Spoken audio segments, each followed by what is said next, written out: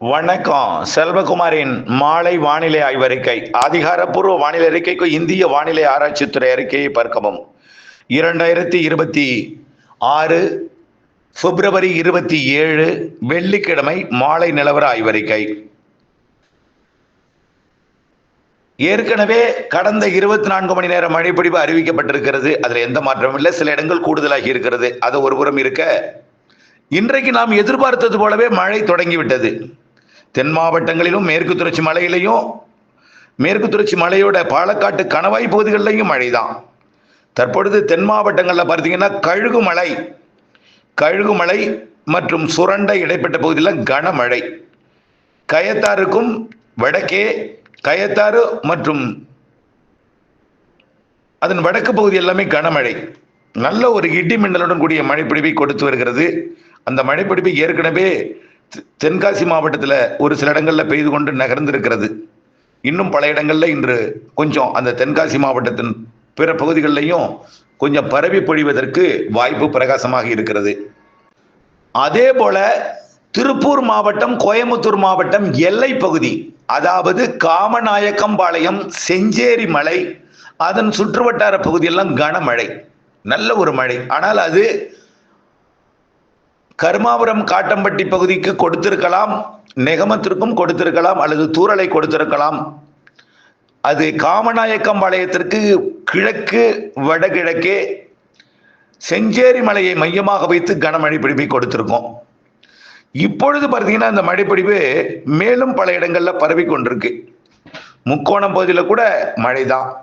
மேலும் இந்த மழைப்பிடிவு தற்பொழுது உடுமலைப்பேட்டை, செஞ்சேரி மலை இடைப்பட்ட பகுதியில் ஆங்காங்கே கொஞ்சம் ஒதுக்கி ஒதுக்கி மழைப்பிடிப்பை கொடுத்து கொண்டிருக்கிறது. அதே போல ஆழியாறு பகுதிகளிலையும் மழை. கோயம்புத்தூர் மாவட்டம் வடக்கு பகுதி காரமடை பகுதியில் தொடங்கிய மழை, காரமடைக்கும் வடக்கே மேட்டுப்பாளையம் தெற்கு பகுதி, அதாவது காரமடை பகுதியில் தொடங்கிய மழை வீரபாண்டி பிரிவு மற்றும் அதன் சுற்றுவட்டார பகுதியில் கொஞ்சம் பரவலாகி அப்படியே பார்த்தீங்கன்னா கோயம்புத்தூர் மாநகரத்தை நோக்கி தீவிரமடைந்து நகர்ந்து வந்து கொண்டிருக்கிறது. கோயம்புத்தூர் மாநகர பகுதிக்கு இடி மின்னலுடன் கூடிய கனைமழை பொழிவு இன்றைக்கு மாலை காத்திருக்கிறது. கோயம்புத்தூர் மாநகரத்தின் வடக்கு பகுதி தொடங்கி அவினாசி சாலை, அப்படியே பார்த்தீங்கன்னா கோயம்புத்தூர் மாநகரத்தின் ஒட்டுமொத்த வடக்கு பகுதி தான் காரமடை கோயம்புத்தூர் சாலை, காரமடை கோயம்புத்தூர் இடைப்பட்ட பகுதியெல்லாம் கனமழை, வீரபாண்டி பிரிவை மையமாக வைத்து அந்த மழைப்பொழிவு தான் பார்த்தீங்கன்னா கோயம்புத்தூர் மாநகரத்திற்கு வந்து கொண்டிருக்கிறது. அது அப்படியே போத்தனூர் மற்றும் மதுக்கரை, செட்டிப்பாளையம் இந்த பகுதிக்கும், அப்படியே அப்பாச்சி கொண்டமதி, வாளையாறு போன்ற பகுதிகளுக்கும், அதே போல வழுக்குப்பாறை போன்ற பகுதிகளுக்கும் மழைப்பொழிவை கொடுத்து பாலக்காடு வரைக்கும் கூட கொடுக்கலாம். அப்படியே மேற்கு நோக்கி தென்மேற்கு நோக்கி நகரும் என்று எதிர்பார்க்கப்படுகிறது. தொண்டாமுத்தூர் மற்றும் மருதமலை சுற்றுவட்டார பகுதிகளுக்கும் மழை வாய்ப்பு பிரகாசமா இருக்கு. தொண்டாமுத்தூர், மருதமலை இதெல்லாம் காலையில் நம்ம சொல்லியிருந்தோம், இங்கெல்லாம் மழை இருக்குன்னு சொல்லியிருந்தோம். இப்படி மழைப்பொழிவு, இப்படியே ஆங்காங்கே மழைப்பொழிவு இன்றைக்கு கொடுக்க இருக்கிறது. நீலகிரி மாவட்டத்திற்கும் ஆங்காங்கே வாய்ப்பு உருவாகி கொண்டிருக்கு. ஆங்காங்கே பெய்து கொண்டும் இருக்கு, ஆங்காங்கே பெய்து கொண்டு தான் இருக்கு.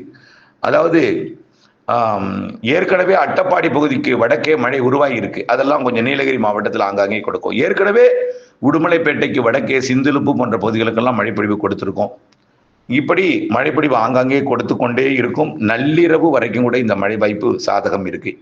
இப்போ மேலும் சில இடங்கள் உறுதிப்படுத்த முடிகிறது. அதாவது ஈரோடு மாவட்டத்தோட கர்நாடக எல்லையோரம் மேலும் இன்றைக்கு நள்ளிரவுல மழைப்பொழிவு உறுதிப்படுத்த முடிகிறது. அதாவது மேட்டுப்பாளையம் தொடங்கி அப்படியே அது பவானிசாகர், அப்புறம் நீலகிரி மாவட்டத்தோட கிழக்கு சரிவு, சத்தியமங்கலம், பண்ணாரி, அப்படியே வடக்கே தாளவாடி பகுதி, இன்னும் அப்படியே பார்த்தீங்கன்னா கிழக்கே மேட்டூர் வரைக்கும் கூட ஆங்காங்கே மழை வாய்ப்பு இருக்கு. உறுதின்னு சொல்லணும்னா கோபிச்செட்டிப்பாளையத்திற்கும் மேற்கே உறுதியா தெரியுது. குறிப்பாக அது தூக்கநாயக்கம்பாளையம், கோபிச்செட்டிப்பாளையம், அதற்கு மேற்கே இருக்கக்கூடிய பண்ணாரி, சத்தியமங்கலம் வரைக்கும் நல்ல மழை தெரிகிறது இன்றைக்கு நள்ளிரவு, நாளை அதிகாலையில. அந்த மழைப்பொழிவு அந்தியூர், எண்ணமங்கலம் போன்ற பகுதிகளுக்கும் மழைப்பொழிவை கொடுக்கலாம் ஈரோடு. அப்ப இன்றைக்கு நள்ளிரவு அதிகாலையில ஈரோடு மாவட்டத்திற்கும் கோயம்புத்தூர், திருப்பூர் மாவட்டத்தின் இன்னும் சில பகுதிகளுக்கும் தற்பொழுது பெய்து கொண்டிருப்பது போலவே இன்னும் கொஞ்சம் பரவலாக இன்னும் கொஞ்சம் சில பகுதிகளுக்கும் அப்புறம் கொடைக்கானல் மலைப்பகுதிக்கும், தேனி மாவட்டத்திற்கும், மதுரை மாவட்டத்தின் சில பகுதிகளுக்கும், அதே போல விருதுநகர் மற்றும் தென்காசி, திருநெல்வேலி மாவட்டத்தின் மேலும் சில பகுதிகளுக்கும், கன்னியாகுமரிக்கும் வாய்ப்பு இருக்கு. இன்றைக்கு கேரள எல்லையோரம் எதிர்பார்த்தோம், கொஞ்சம் உள்ள கூட வரலாம்னு எதிர்பார்த்தோம், உள்ள வந்திருக்கு. அப்ப நாளை கேரள எல்லையோரத்திற்கு வாய்ப்பு இருக்கு. நாளைக்கு கேரளாவுக்கு தான் சொல்லியிருந்தோம். நாளை மறுதினம் தான் 1ஆம் தேதி தான் கேரளாவிற்கு. அதாவது முழுமையான கேரளாவிற்கு. இன்னைக்கும் கேரளா உண்டு. கேரளா மட்டும்தான் அது ஞாயிற்றுக்கிழமை. நாளை தமிழ்நாடு கேரள எல்லையோர பகுதிகளுக்கு வால்பாறைக்கும் மழை இன்றைக்கே உண்டு. நாளை கேரள எல்லையோர தமிழ்நாட்டிற்கு வாய்ப்பு உண்டு. கன்னியாகுமரி முதல் நீலகிரி வரைக்கும். இன்னைக்கு சற்று உள்ளே இருக்கிற காரணத்தினால நாளைக்கு தான் இன்னும் கொஞ்சம் மேற்கு நோக்கி நகரும். அடுத்த நாள் ஞாயிற்றுக்கிழமை தான் அது கேரளாவுக்கு மட்டும் கொடுக்கும். அப்ப நம்ம என்ன சொல்லியிருந்தோம், கடந்த நீண்டகால வானிலை அறிக்கையில மார்ச் 2ஆம் தேதி வரைக்கும் இந்த சுற்றின் மழை வாய்ப்பு இருக்கு. 28 சொல்லிட்டு இருந்தோம். அது நல்லா யோசித்து பாருங்க. அந்த அறிக்கையெல்லாம் நம்ம நினைவுபடுத்தி பாருங்க. மார்ச் 2ஆம் தேதி வரை வாய்ப்பு இருக்கு. உறுதியாக பிப்ரவரி 28 வரை மேற்கு தொடர்ச்சி மலைக்கு மழை வாய்ப்பு இருக்குன்னு சொன்னோம். தொடர்ந்து அது கொடுத்து கொண்டு தான் இருக்கு. அதாவது 21ஆம் தேதி தொடங்கி 2 நாள் கொஞ்சம் அப்படியே கடலோரம் அங்கங்கே கொடுத்தது. பிறகு மேற்குக்கு போனிச்சு. மேற்குல தொடர்ந்து இருந்து கொண்டே இருக்கு. கடந்த 3 நாளா நல்ல கனமழை கொடுத்துட்டு இருக்கு பல இடங்கள்ல. இது இன்றைக்கும் கொடுக்கும். நாளைக்கும் மேற்கு தொடர்ச்சி மலையில கேரள எல்லையோரத்துக்கு கொடுத்து விலகும். ஞாயிற்றுக்கிழமை கேரளாவுக்கு மட்டும். ரைட். அடுத்ததா பாருங்க, இந்த நிகழ்வுக்கு பிறகு 1ஆம் தேதியிலிருந்து 7ஆம் தேதி வரை வெப்பம் உயர்ந்து காணப்படும். 8ஆம் தேதியிலிருந்து வெப்பம் உயர்ந்து காணப்படுறதுக்கான உயரழுத்தம் ஆக்கிரமிக்கும். கிழக்கு காற்று வரும். அந்த உயரழுத்தத்தினால நம்ம ஏற்கனவே சொல்லியிருக்கிறோம், இரவுல குளிர், பகல்ல வெயில். இரவுல பாத்தீங்கன்னா 24 டிகிரி இருக்கும். அது அப்படியே தலைகீழ 38 டிகிரியா மாறும் ஈரோடுல. அதே போல கடலோரம் பாத்தீங்கன்னா 21, 20 டிகிரி இருக்கும். அப்படியே அது 97, 96 மாறும் பகல்ல. கொஞ்சம் வெயில் அதிகமாக போகிறது 1ஆம் தேதியிலிருந்து 7ஆம் தேதி வரை. 8ஆம் தேதியிலிருந்து அடுத்த நிகழ்வோட தாக்கம் கிழக்கு காற்று வரப்போகிறது. கண்டிப்பா இப்ப எந்த நிகழ்வும் காட்டப்படலை, பொறுத்திருந்து பாருங்க. 8ஆம் தேதிக்கு மேல் 20ஆம் தேதிக்குள் நிகழ்வு வரும். அந்த நிகழ்வு தற்பொழுது தென்சீன கடலிலிருந்து நகர்ந்து கொண்டிருக்கு. கண்டிப்பாக சுமத்ரா தீவு வருகை 8ஆம் தேதி வந்தடையும். 8ஆம் தேதி வந்தடையும். அதோட கணிப்பின் கற்பனை படம் நாம ஏற்கனவே உங்களுக்கு வழங்கி இருக்கிறேன். இதுல பாருங்க. 8ஆம் தேதி கண்டிப்பா சுமத்ரா தீவு வருகை நிகழ்வு வரும். அதே 8ஆம் தேதி தென்சீன கடல்ல ஒரு நிகழ்வு அமையும். அது தற்பொழுது பசிபிக் பெருங்கடல்ல பிலிப்பைன்ஸுக்கு கிழக்கே இருக்கிறது. ஆக 2 அடுத்தடுத்த நிகழ்வுகள் 8ஆம் தேதிக்கு மேல 20ஆம் தேதிக்குள்ள இருக்கு. ஒவ்வொரு நிகழ்வும் 3 நாள் மழை வாய்ப்பு இருக்கு. வெயிலை தணிக்கும், கிழக்கு காற்று நுழையும், உயரழுத்தம் விலகும். அப்பொழுது உயரழுத்தம் விலகும், மேகமூட்டங்கள்லாம் ஏற்படும், மழை வானிலை எல்லாம் ஏற்படும். மார்ச் 8லிருந்து 20ஆம் தேதி வரை. அதுக்கப்புறம் மீண்டும் அந்த மார்ச் இறுதி வாரத்துல விலகி இருக்கும். மீண்டும் சூரியன் குத்துக்கதிர் நெருங்கும்னால வெயில் அதிகரிக்கும். ஏப்ரல் மேல மீண்டும் மழை. மாதத்திற்கு ஒரு நிகழ்வு ஏற்கனவே நம்ம சொல்லியிருக்கிறோம். அதுல எந்த மாற்றமும் இல்லை. மாதத்திற்கு ஒரு நிகழ்வு. வெயில் அதிகரித்தாலும் 104க்கு மேல போகாதுன்னு சொல்லியிருக்கிறோம். மாதத்திற்கு ஒரு நிகழ்வு இருக்கிறது.